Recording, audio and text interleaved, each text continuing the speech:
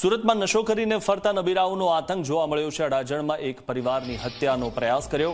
કારથી ટક્કર મારીને એક પરિવારને ટાર્ગેટ બનાવ્યા।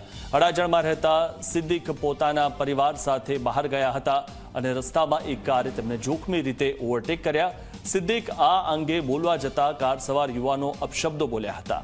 સિદ્દીક કાર લઈને આગળ નીકળી જતા આરોપીઓ પીછો કરીને આવ્યા હતા અને પૂર ઝડપે આવતા આરોપીએ પોતાની કારથી જોરદાર ટક્કર મારી હતી।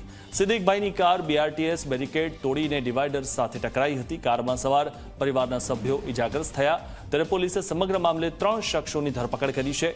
અકરમ શેખ, મોહમ્મદ નવાઝ, રસૂલ શાહની ધરપકડ કરવામાં આવી છે। ત્રણેય આરોપી ઘટના સમયે નશામાં હોવાનું સામે આવ્યું હતું। તો આ જે નબીરાઓ છે તે નશામાં ધૂત હતા અને તેમણે આ જે વ્યક્તિ છે સિદ્દીક, તેમની કારને ટક્કર મારી હતી અને ટક્કર એટલી જોરદાર હતી કે તેમની કાર BRTS બેરિકેડ તોડીને આગળ જઈને અથડાઈ હતી। ત્યારે આ તમામ જે નબીરાઓ છે તેમની ધરપકડ કરી લેવામાં આવી છે।